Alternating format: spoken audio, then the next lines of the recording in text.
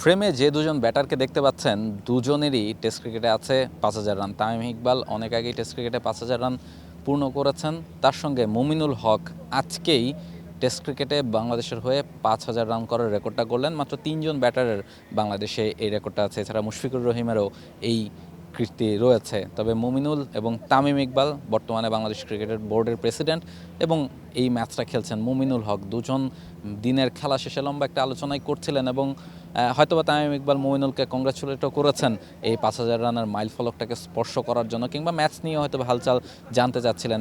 ম্যাচের অবস্থা যতটুকু এখন পর্যন্ত তাতে মুমিনুল একটা গুরুত্বপূর্ণ রোল কিন্তু প্লে করেছেন।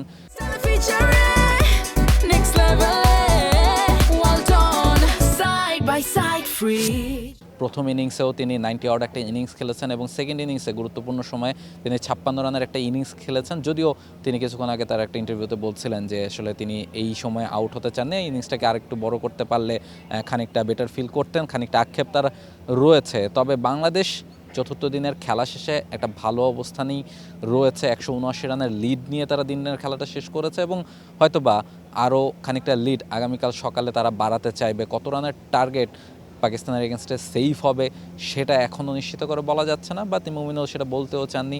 হয়তো আগামীকালকের সকালের উইকেটটা দেখে তিনি ক্লিয়ার বুঝতে পারবেন বা বাংলাদেশ দল ক্লিয়ার বুঝতে পারবে। তবে মিরপুরের মাটিতে 208 রানের বেশি চেস করে জেতার কোনো রেকর্ড কিন্তু টেস্ট ক্রিকেটে নেই। ফলে বাংলাদেশ অন্তত আশা করতে পারে যে 250-এর কাছাকাছি একটা স্কোর যদি তারা করতে পারে এবং সে টার্গেট পাকিস্তানকে দিতে পারে। যদিও সময় খুব বেশি নেই, আগামীকালকে আবার পাকিস্তানকে অল আউট করতে হবে বাংলাদেশ যদি ম্যাচটা জিততে চায়।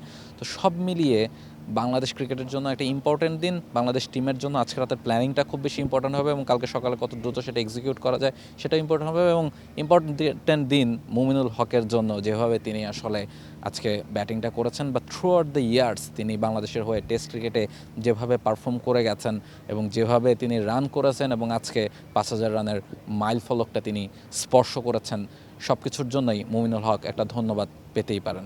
মিরপুর থেকে রাহুল রায়, T Sports. For more updates, subscribe to our YouTube channel and click on the bell icon. Follow us on Facebook and Instagram. Download T Sports app to enjoy exciting games and highlights. Visit tsports.com.